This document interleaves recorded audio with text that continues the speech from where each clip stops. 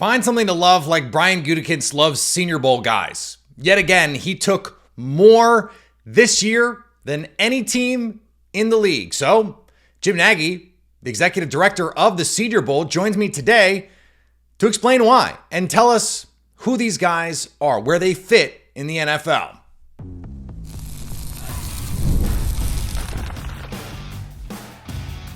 You are Locked On Packers, your daily Green Bay Packers podcast. Part of the Locked On Podcast Network, your team every day.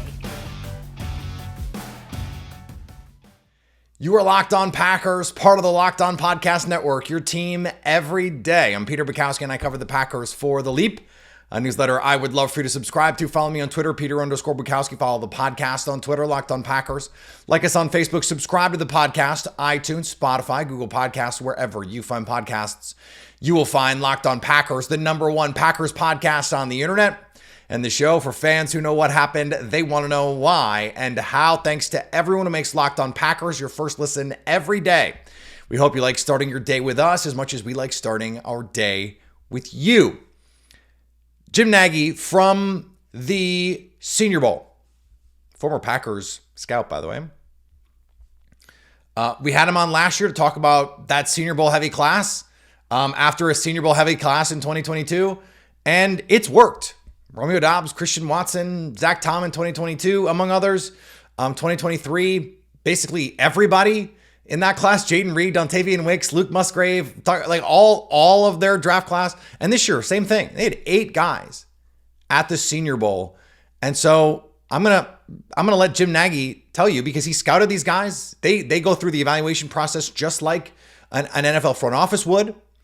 And so he has takes on where these guys fit, where the value was, and you're never going to believe this, but he really likes what the Packers did in the draft. Joining me now, the executive director of the Senior Bowl, and someone who apparently should be sending Brian Gutekunst scouting invoices because the Packers just don't stop drafting Senior Bowl guys, Jim Nagy. Jim, it's awesome to be with you yet again. Before we get into this class, actually, we did this before last season, talking about the 2023 draft, Jaden Reed and Dontavian Wicks and Carl Brooks and all those guys. I'm wondering now in retrospect, after we saw those guys for a year, whose success, because basically all of them were good last year, are you pointing to and going, I told you so? Like, which one is most gratifying to be like, I was trying to tell you guys how good this guy is? I hate doing that. I'm giving you the chance. I know you wouldn't do it normally, but I'm going to give you the chance. Yeah, thanks for having me back on. I would probably say Carl Brooks, because he didn't have a combine invite, and for us, to me, we're not inviting players we don't think are going to go 5th round or higher. No, it doesn't always work out that way. Obviously, there's things that happen after Mobile, bad combine workouts, bad pro days, character stuff, medical stuff. There's things we don't know. But I thought the week Carl had down here, playing inside more than he played at Bowling Green and kind of showing off what he could be, inside, really kind of showcased him. And again, the combine does open up some spots coming out of our week, but yeah, the fact that he lasted to the 6th round and has some pass rush, and that's obviously a premium position, and every team's looking for that. It was cool to see Carl do what he did there. It was awesome. Yeah, and I mentioned Jaden Reed was one of those guys. He was a name that, interestingly, Danny Heifetz over the Ringer always brings up. Like, there's 1 or 2 guys every year who just looks like an NFL player already, like a man among boys at the Senior Bowl. And he said, like, Jaden Reed was that guy 2 years ago where you were just like, yep, that you just watched, just little blink test. That's the NFL player. Did you have 1 or 2 guys, Packers or not, this year at the Senior Bowl who was like that, where you're just like, yep, that's the best guy out here? Well, no, it makes sense. I thought the same thing with Jaden, and we were, he was one of those guys. Like, we were really big fans of Jaden's going back to his junior year, and we actually did. So, we thought he was going to come out as a junior graduate that year. So we've done a lot of work on Jaden, and then like up until Senior Bowl, he wasn't getting any real buzz, which was weird. So it was very cool seeing him do his thing. This year, I would say probably. Like Ricky Pearsall probably fell into that same category. Luke McCaffrey ended up going 100th overall. That was kind of a surprise. Like, Luke was a guy that you didn't hear a lot about. If we're just sticking at receiver, those 2 guys probably come to mind. I mean, a lot of people were talking about Xavier Leggett and Ladd McConkey and some of the other guys, but yeah, I would say Luke and Ricky Pearsall getting all the way up to the first round was big. Yeah, well, Packer fans don't want to hear about the 49ers drafting another good receiver. They've got enough of them over there in the Bay Area. Let's talk about this draft class, because especially I think on day 3, there's some guys that fans are really going to want to hear about. But we get to start at the top of the draft. Jordan Morgan was a Senior Bowl player. When you guys evaluated him, did you think the NFL, did you view him as a tackle or a guard? Yeah, I mean, I would try, like most of these guys, I would start him at tackle. And see and make him fail there. This is another guy. So going back the previous year, he was a guy that we thought was going to come out, and then he blew his ACL and had to come back another year.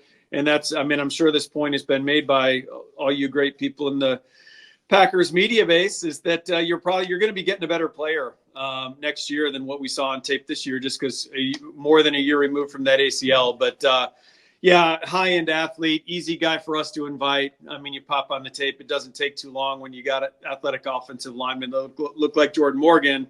So the guy that he reminded me of, that I comped him to the whole process. And again, I really try to stay away from comps. I mean, NFL guys don't do that nearly as much as I know media. As we do. A lot, and it's not the media people's fault. A lot of people, the media people work for want the comps. They demand the comps. So I get it. But he reminded me so much of Matthew Bergeron, who we had in the game the year before, kind of went similar range, early second. I think started every game at guard last year for the Falcons. I thought those two guys were very, very similar prospects. But I would start Jordan at left tackle. And if it doesn't work there, obviously then you've got a Pro Bowl level guard, in my opinion. And Packers, it sounds like they're going to start him at left tackle and see what happens. At least that's where he was in rookie camp. Brian Gutekunst said something that I thought was really interesting. The Packers have, over the years, succeeded with tackles with shorter arms. David Bakhtiari does not have crazy long arms. Brian Bulaga did not have crazy long arms. And Jordan Morgan's 32 7/8. What Brian Gutekunst said was, we think he has the feet to play tackle, and that's the most important thing to us. When you're evaluating that stuff, because you might not have reliable measurables, how much of that do you think is even useful? Yeah, no, I agree with Goody there. I mean, to me, it's like a combination of feet and patience, and then hand timing, just to negate that lack of length. Like if you really know how to use your hands and then you got the feet to stay in front of people, you're really not in trouble a lot.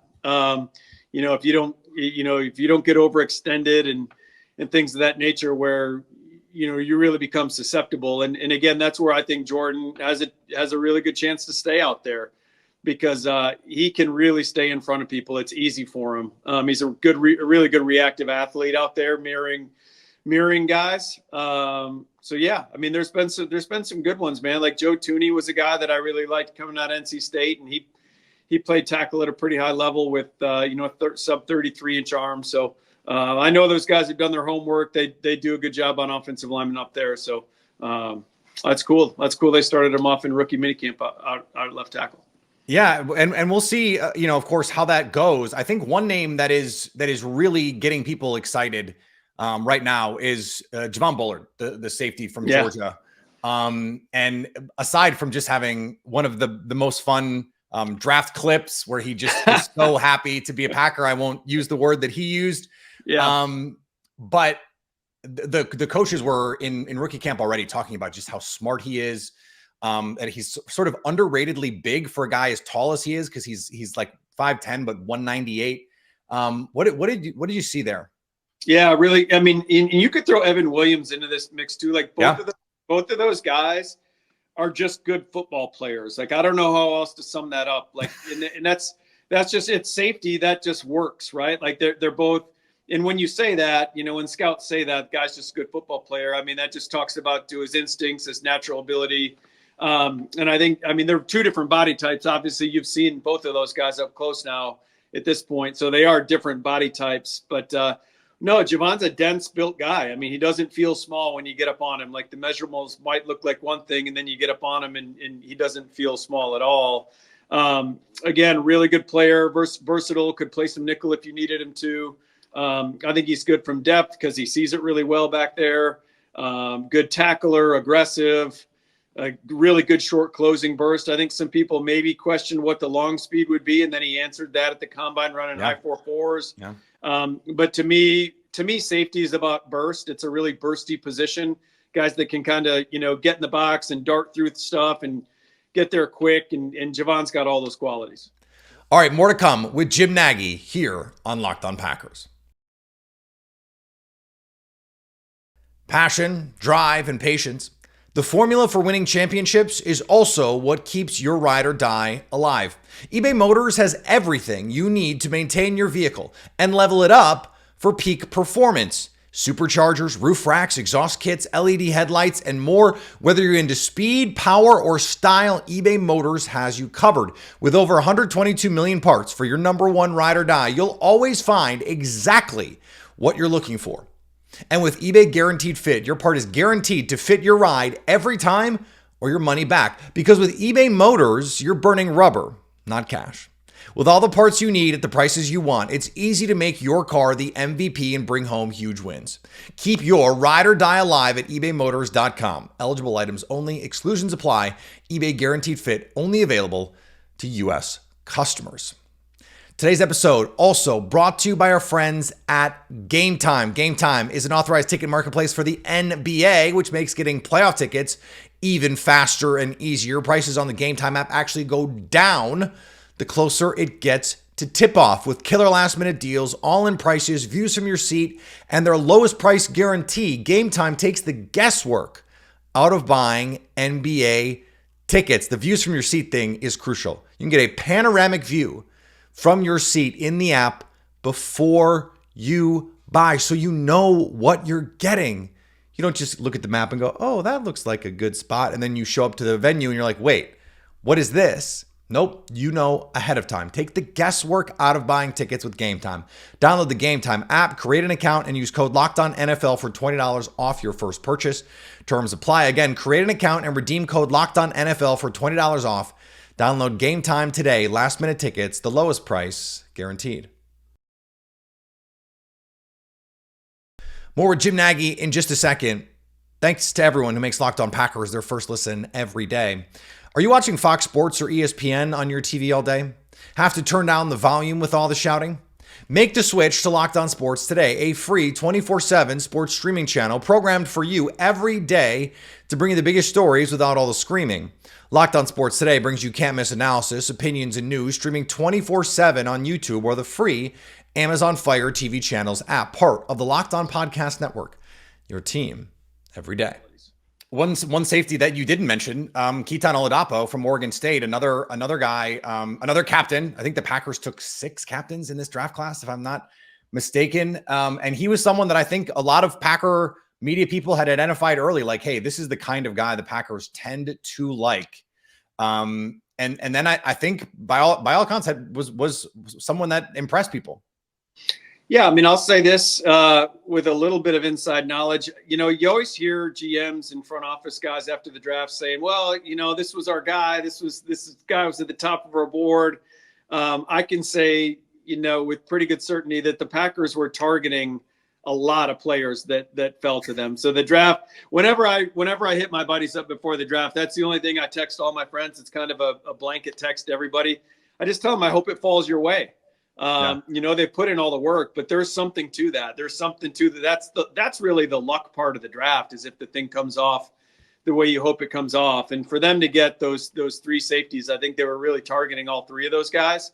And I don't know what the plan is for Oladapo. I haven't talked to those guys about him, but he's different than the other 2 because he is legitimately a big dude. He's a guy that could immediately, you kind of think of as like a money linebacker, like a dime linebacker role for him, because he can, size-wise match up with tight ends and run with those guys. So again, I don't know what the plan is. To me, that was where my head was when I was watching the tape, was more some sub downs linebacker stuff with him. And then where they got him in that round, would they take Keaton in the 5th? Is that where they got him? I think later. I think it was 6th round, but I'll double check while we're talking.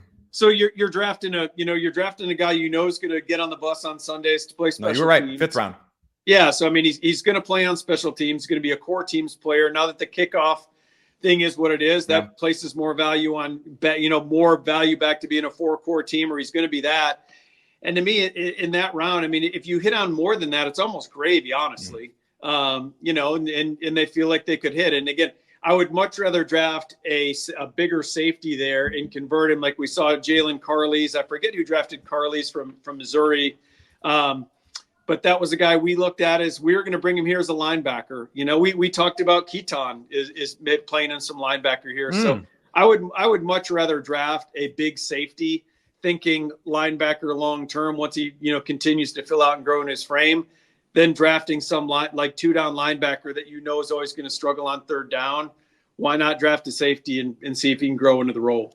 It's so interesting that was how you framed it, because I was sort of looking at it like Evan Williams might be that guy, because he's another guy who's plenty big to do that if you wanted him to do it, given just everything that is the movement of the way the NFL works now. So that's really good insight. I feel like I'm going to say before every pick that like Packer fans are really excited about this guy, but Packer fans are really excited about MarShawn Lloyd. It sounds like the Packers are really excited about MarShawn Lloyd. Like Adam Stenavich, offensive coordinator, just lit up talking about him. And like, we want to get him on the field a ton. We think the speed is just different. Was that something like in person that translate his elusiveness, his burst, his change of direction? Like there just aren't that many guys who can do that. And he added 10 pounds of weight and still ran in the 4.4s at the combine. Like I'm still blown away that he did that. Yeah, I thought he's the best back in the draft. I thought he was that goes back to early last fall. So I put all my stuff out there, man. This isn't revisionist history. No, it's all out. It's all out on Twitter. You say it. So no, I think that was a steal. I think Marshawn's going to be a high-end NFL starter. I know they've got Josh Jacobs. They went out and paid, so that's a scary rotation. When I worked for the Packers back in the mid '90s, we had Edgar Bennett and Dorsey Levens, and that was a ridiculous 1-2 punch. Yeah. Especially when you got into January and those cold weather games. And man, I'm excited for the Packers that they can roll those two guys out there. And to me, it's the acceleration. It's the instant burst when this guy puts his foot in the ground. He's super elusive, and then he's got like that hard to tackle body type. He's compact. He's thick. He's muscled up. He's really good in the pass game. I mean, there's some stuff I posted on a thread early in the fall where like they're leaking him up the seam and he's tracking balls down the field over his shoulder. And then there's stuff more out on the perimeter where they're swinging it more to him wide. He's the 3-down starter. Those guys, I mean, I wouldn't have had trouble with someone taking him in the late first, early second round. And I know that we're in a different spot right now with how the league values the running back position, but I've worked for teams where we didn't talk in terms of rounds. We talked in terms of what their role would be. And then that's where they situated on the grading scale. To me, this guy's the 3-down starting back in a high level one. So I thought it was one of the best picks of the draft. He reminded me a lot of a more juiced up version of Josh Jacobs, just with the way that he can hit those gap runs, the ability to track the ball down the field, which we saw Josh Jacobs do at Alabama as well. They haven't really done it in the NFL. Like I think there was some interesting similarities there. I think play style, he's more like DeAndre Swift, right? Someone who can be that slasher type. I can't wait to see him on the field. And they gave my boy Travis Jervey's number 32, so I'm excited about that. Well, Packer fans are hoping to bully the Packers into giving him 0. We'll see if they can actually do it. I'm not confident that they can, but we'll see. They did it with Christian Watson. He got 82, and everyone was like, "Please do not ruin Christian Watson's career with a bad number." Not that 82 is inherently a bad number. My guy Don Beebe wore 82. Wait a minute. Do they have a 0 on the roster right now? They don't. They don't. Okay. Apparently the first thing the Packers equipment guy told him was, "Here's 32. You can have a different number after the preseason if you want one." So.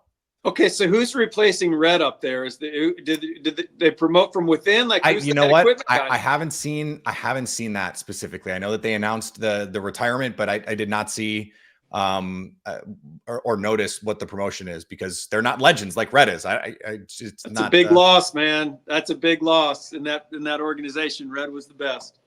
I mean, he made the list of people that Aaron Rodgers thanked on his way out in what was not like the most hunky-dory split there. So I think that tells you a lot right there. All right, we're going to finish up with Jim in just a second here on Locked On Packers.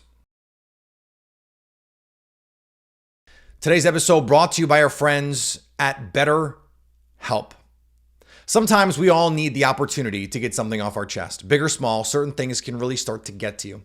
It's important to let that out, especially to someone who's unbiased in your life. So today, I want to say how I really feel about something. You might be thinking about the exact same thing this week.